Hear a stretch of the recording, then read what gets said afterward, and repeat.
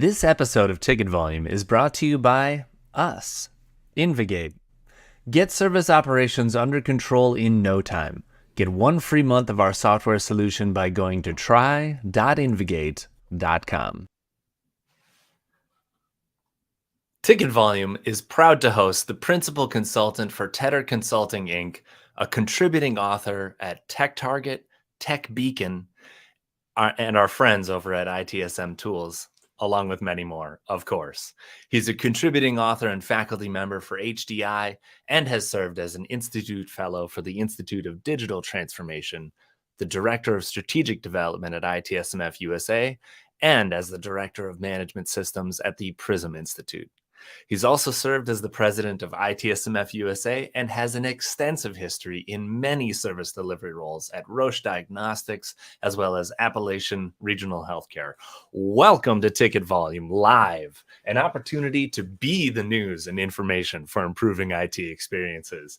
I'm your host, Matt Barron. And each week, I hype up leaders to share their insights on service management, technology, and business. And this episode is going to be more of the same.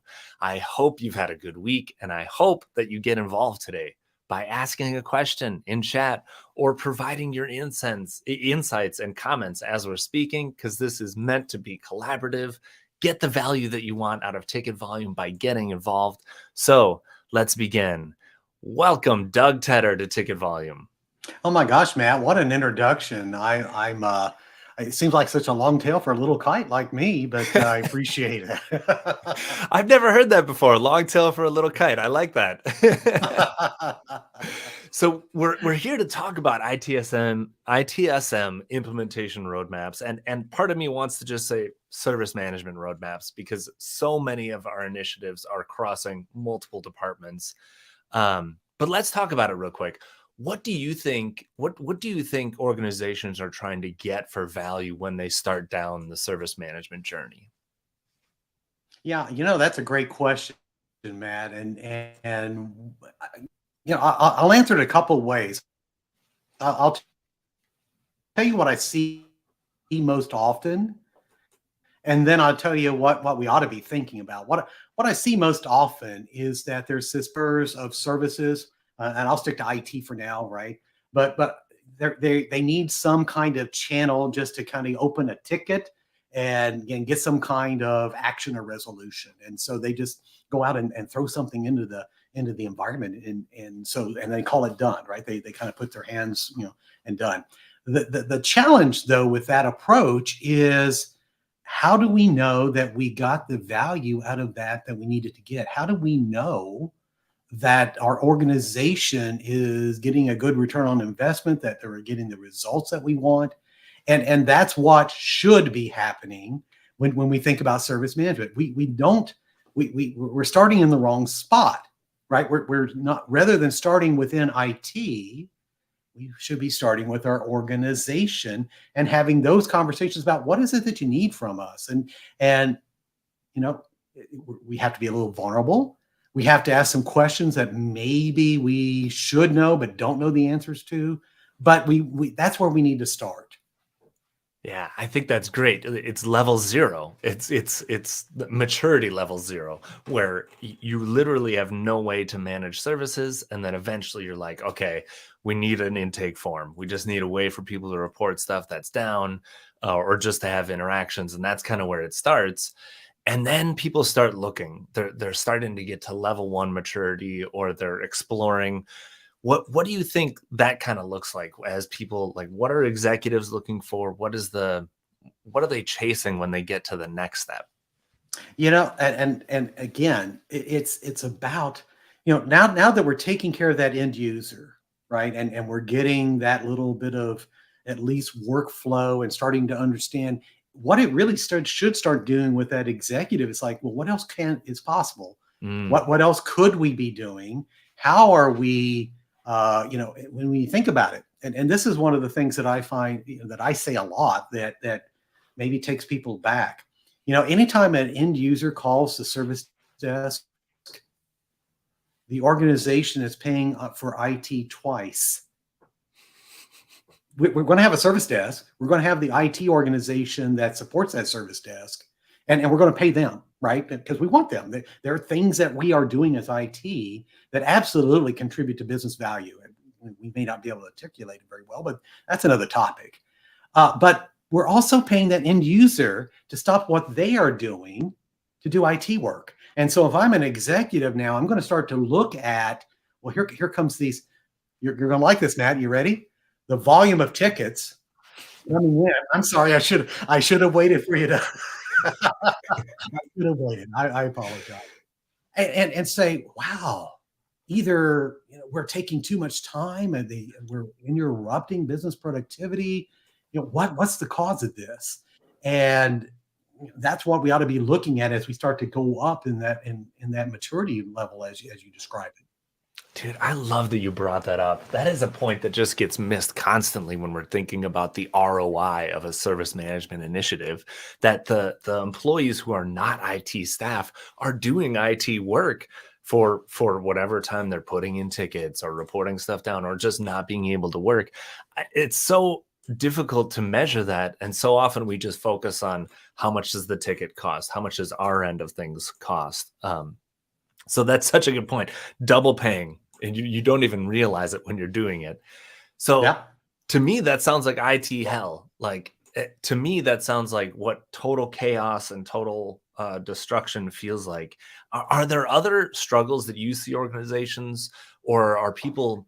Would you say that people are really at that end where they're in IT hell, or are most people just trying to get better at what they're already doing?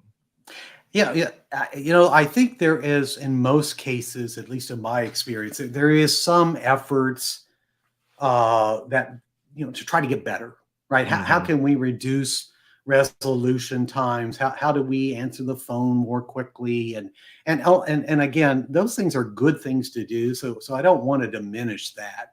And certainly, taking the ticket and being able to measure the internally from an IT perspective, those are good things. Yeah. But it really doesn't answer the business question. Mhm. And it just, and this is how it shows up, right? I'm always being asked to drive my costs down, but gosh, don't they realize that it really does cost us $3,000 to deliver a laptop? I'm being asked to do things with less, but my gosh, it takes, we can't give up any headcount. Oh my gosh, we need all the people we need. And because we haven't done that level zero work, why are we doing this stuff? What is the outcome that the organization should expect? How does the investment in technology deliver business results? Then we get stuck answering these questions on the back end, and quite frankly, that's painful. Oh my Yeah. gosh, it's painful. So it's IT hell, but it's IT hell for IT. Yeah. Yes. Okay, so when do you think people, like, what is the sign that you need a strategy, right? Because like you can start at that level, you're like, okay, I just need to start capturing tickets. Like we need a way for people to report incidents. What like at what point do you know that you can stop just making those onesie twosie improvements and you need to focus and build a strategy? Yeah, that's a great question. And I struggle with this one personally. The academic in me says you need to start from strategy from the minute that you want to start, right? And in a perfect world, that would be the perfect place to start.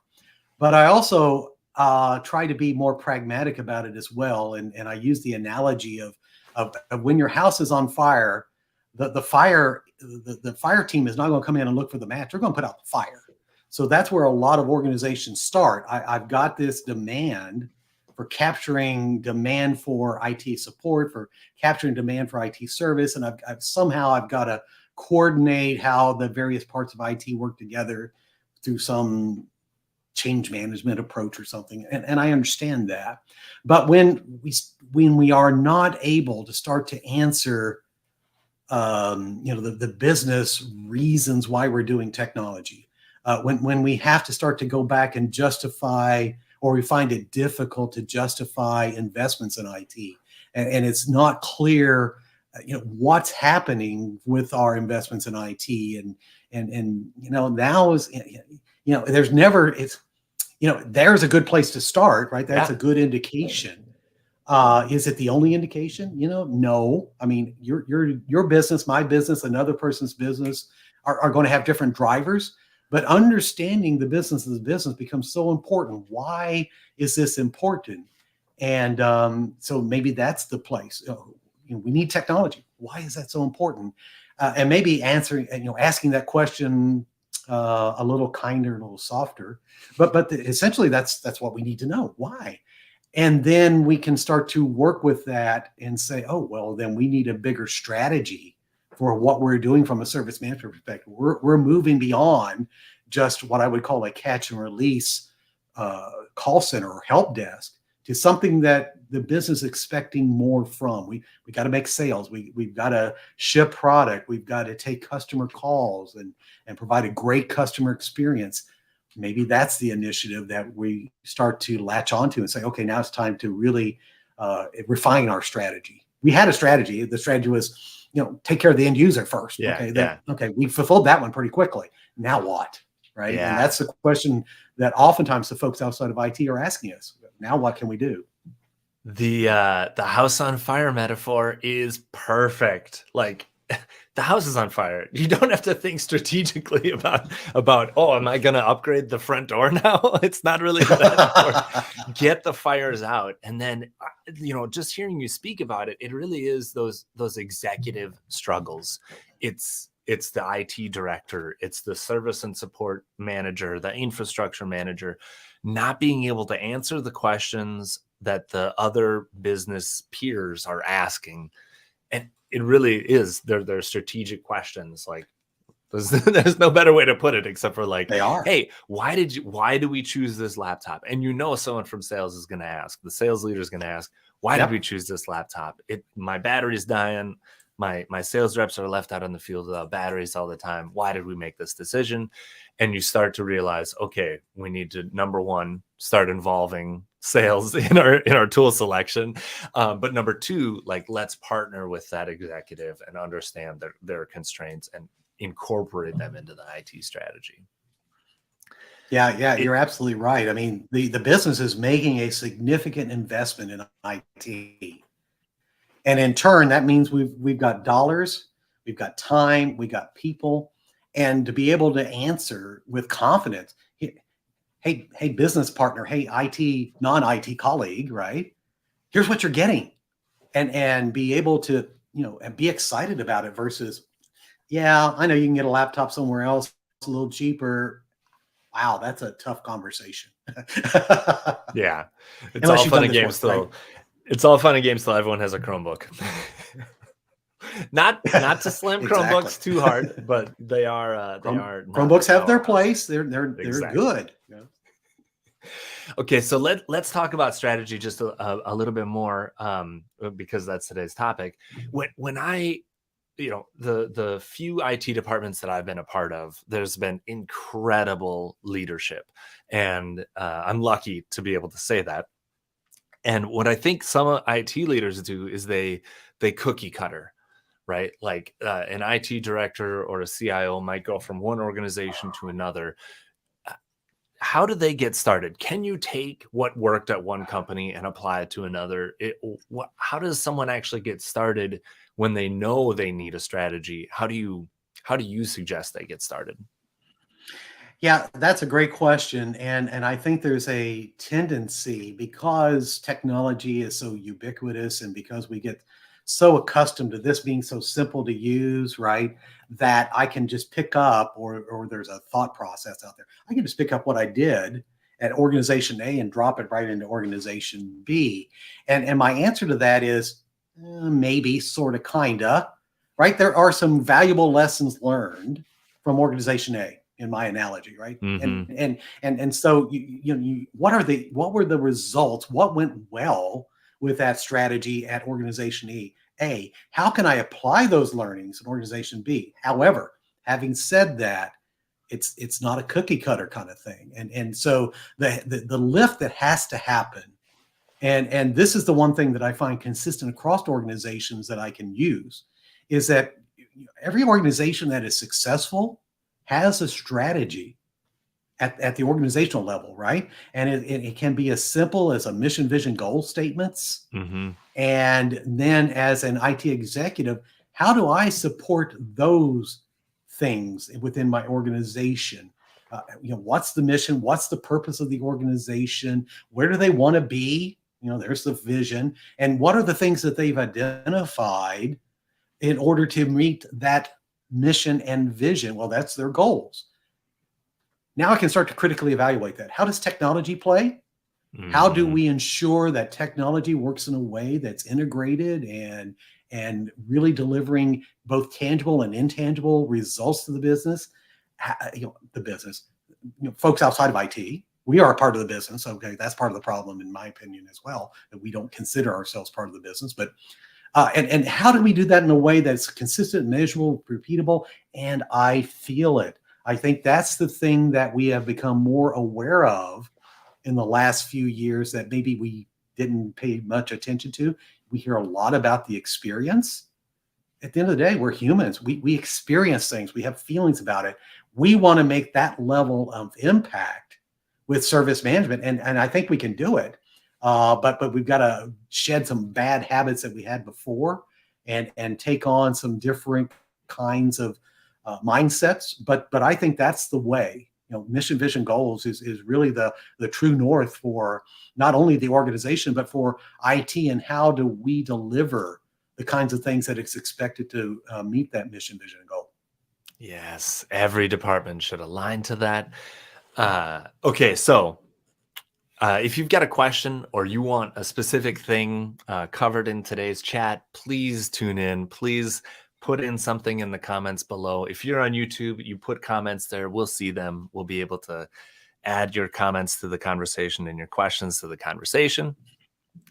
And I love that. That alignment to the business goals, the business vision and values, because it feels like you're cheating. And that's kind of what you need when you're starting a strategy, is you need something to align to, and that is clearly it. It's a cheat sheet. So and it enables us to have the conversation in a business-like way, right? It's at the end of the day, we're good at technology. We in IT are good at technology. At the end of the day, that's not what gets us the value and outcomes. It's being able to speak to our non-IT colleagues in terms that they understand. They understand mission, vision, goals, and they need some help with how do I do that with technology. And if the better that we can get at understanding mission, vision, goals, and what we can do to help and give the organization some options, the more successful we're going to be, not only from an IT perspective, but in the larger sense with service management, not just service management across the organization, not just IT. Yeah, you could totally see like the business vision is to, of course, make revenue, please customers. Okay, how are we supporting that as an IT organization? Well, we've got a CRM in place. We make sure we track customers. We enable communication between our teams and our customers. And the business doesn't really care what technology we use. Sometimes they do. They have an opinion, but they don't always care that it's technology minded or not. They just want to be involved. They want to help out, and they want to be able to say, like, you're making this $10 million investment in such and such a platform. Let's all make this decision together, so that over the next 5 years, we're all stuck in the same boat together.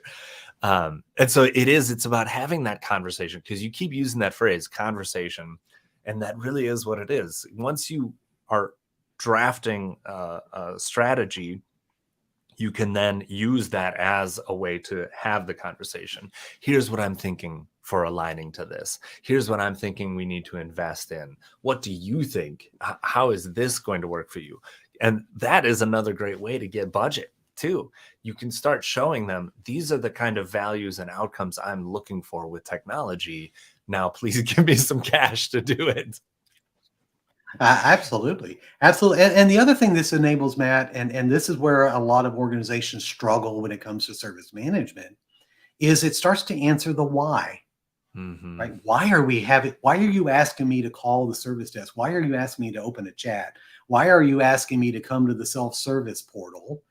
And if we're able to have those conversations early on and show how that aligns with strategy, not only do we answer the why, but we get buy-in and we get support from folks not in IT, but from the folks outside of IT that we're trying to do all the good things that service management can do for the organization.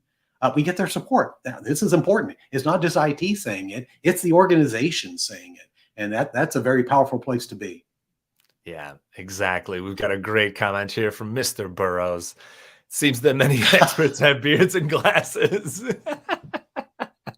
I You couldn't know, not bring it up. yeah, that was great. And Matt, I've known Matt for longer than I care to talk about. He probably would talk about it, but longer than I care to talk. Yeah.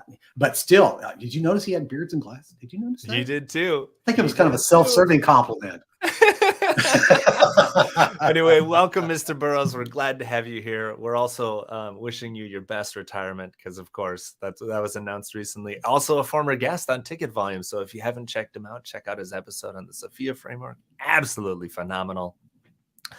Let's get back to strategy because I think this has always been a struggle for IT. It is the how do we, like you said, we are part of the business. And yet so often we relegate ourselves. Like we used to complain, oh, they put us in the basement. IT's down in the basement, no windows. But really we do it to ourselves so often. And you see all these different approaches to break us out of our shells. Like I know for a long time, business relationship management or BRM was very popular. What suggestions do you give either executives or even just staff in IT to have those conversations? Where should they be looking to have them? Oh, that's a great question. And gosh, there's a couple of things that kind of come to mind here, and there's like two things. We talked a little bit earlier about how the business will invest in systems to manage customers. They'll invest in CRMs, right? They'll invest in ERP systems because they want to manage their inventory, or they want to manage their manufacturing lines and those kind of things. But for whatever reason, IT tends to go inside of its shell when it comes to service management systems. And if we get frustrated that we are left out, we IT are left out of those conversations around CRM or around ERP systems, then what are we doing when we don't include the business in those conversations around ITSM? So we got to keep in mind why we exist. And why we exist is to contribute, just like every other part of the organization contributes to the mission, vision, goals of the organization, right? That's why we exist.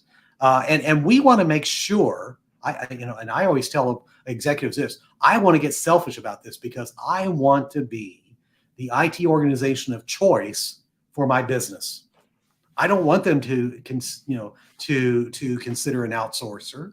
There are places that we want to outsource, but I want them to work that through me. And in order to do that, then I have to think like the business. And so there's where we start to come in. My first piece of advice, regardless of where you are within the IT organization, get to know your business. Yeah. You don't have to be an expert at how sales happens, but just know this is how sales happens in our organization. This is what we manufacture. And this is the businesses or customers outside of the organization that we serve. And this is why this is important to them. And then when we can start talking in those terms, hey, sorry, you're having an issue with the CRM system. I understand this is impacting your, let's get this resolved as quickly as possible. Not only do we get confidence, then people start to say, hey, this is a valuable resource. So the overarching piece of advice, get to know the business of your business and how we contribute, we IT, contribute to those results. That will serve you regardless of where you are in the organization. It's such good advice. And I love how you're saying go broad. You don't need to go deep. Just know how the parts of your business work together to deliver value. You don't need to be an expert at sales. You don't need to be an expert at marketing to really help those people out. You just need to listen and understand. So we've got another great comment from Mr. Burrows. We need to decide what type of relationship we want. If it's not equitable, meaning beneficial to both sides, with each trying to help the other, then it's an abusive relationship doomed to failure. Oh, it's so true. It goes both ways, man. Wise words from our friend Mr. Burrows, right? Yeah. And unfortunately, and again, we talked about this just a few minutes ago. We do this to ourselves when we do not build relationships within the organization. You just can't leave it to a BRM function to do it. Mhm. BRM is great, but it's not just that role's responsibility to build relationships. We need to build relationships across the entire organization. So that means we got to get out of our cube, right? Or we got to come into the office now and again and have the conversations, observe how the business is working, build those relationships. And sometimes they can be a little bit challenging, but stick with it because it will pay benefits, and helps us do a better job. What's in it for me? It helps me do a better job as an IT professional. If I'm depending on the sales team to be experts at sales, I want that same response back to me, back to Matthew's point. I want them to look at me as being the IT expert. They don't have to know the depth of IT that I know, but they just know that I can count on them for doing this. I can count on my sales team. I can count on my financials team, et cetera, et cetera. So, Yeah. be part of the business. Yeah. Yeah. Yeah. And go deep in technology, right? Like always be paying attention. When you hear about those new things coming out, how can we apply this to the challenges that we're having? How can I bring this to Yep. my teams and my colleagues to conquer this? Okay, so let's talk about the structure a little bit. Because there's all these different ways to think about service management, and I really, to me, I really like the idea of a maturity model. Have you seen maturity models that work? Do you leverage them? Do you think that people should leverage them? I have mixed feelings about, to be very candid, I have mixed feelings about maturity models. I think if they are used to enable improvements within the organization or to help bring awareness, some transparency in the organization, I think there are good things. I have seen maturity models abused. And what I Mm, mean by that is that they are the end, not the means. That we want to be a CMMI 3. Okay, why? And yeah, what does that mean to your organization? But if the challenge is to become CMMI 3 because we need to be this, because we are having this goal or objective, then I think they can be good things because it starts to, and it starts to bring in the conversation. I keep coming back to that theme, right? It starts yeah, to bring in and enable us to have the conversation. Hey, we got evaluated by an independent third party, and here's some opportunities for improvement. Here's what we should be able to get from those investments in improvement. Hey, business partner, what do you think? Is it worth us doing? And so if there are means to enable improvement or enable conversation, good thing. If it's just, hey, we want to be in CMMI 3, CMMI 2, CMMI whatever, okay, so what? yeah. Right. Gold star. And I would say that, yeah, exactly. Give yourself a pat on the back, and you still have the same issue if you don't Yeah, address the findings of the maturity minimum. So, and I just picked out on CMMI. There's a lot of maturity models out there that serve great purposes, but they should, the primary purpose in my mind is to enable a conversation and help enhance or direct or make changes in the strategy that we're having.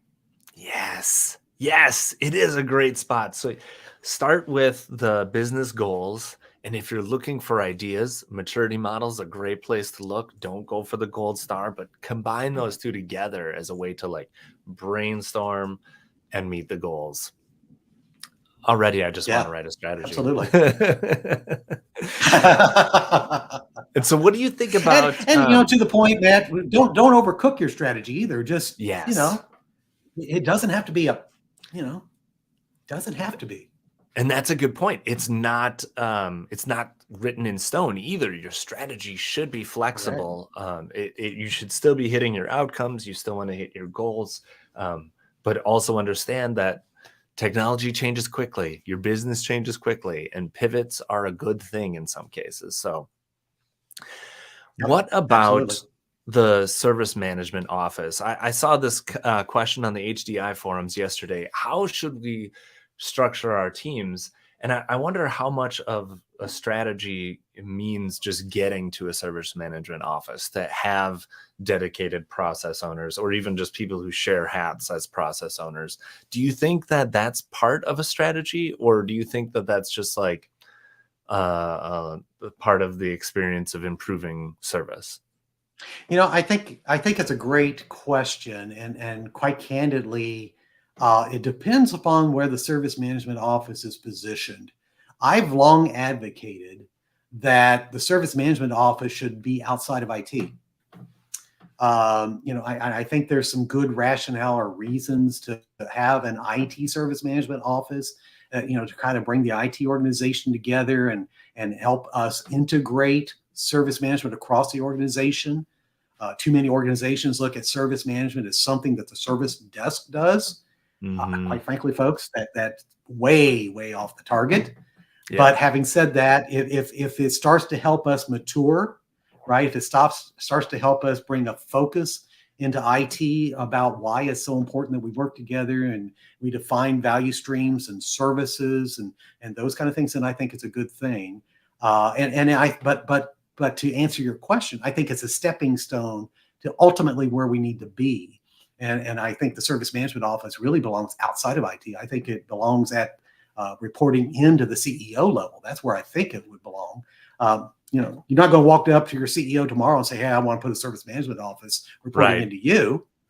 But especially when the house is on fire and I can't get my email out. But if it starts to help us mature and build toward fulfillment of a strategy, then I think it's a good thing. My apologies. I have a little.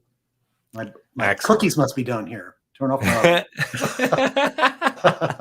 I love it. Well, we have kind of reached the end of where I think we need to be talking about strategy. Like, there's not that much more to cover, except for maybe the documentation. Like, how do you actually capture it? Where do you think people like? How do you visualize it? How do you share it with people? If you don't write it down, it doesn't exist. And the Mhm. second rule about documentation is if you don't write it down, you can't have a conversation.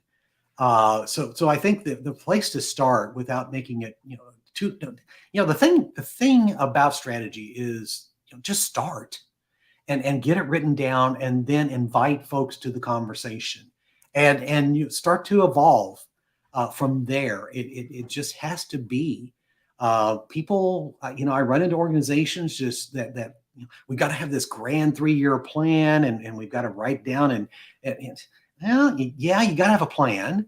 It has to be sufficient enough so that we can align actions behind that plan.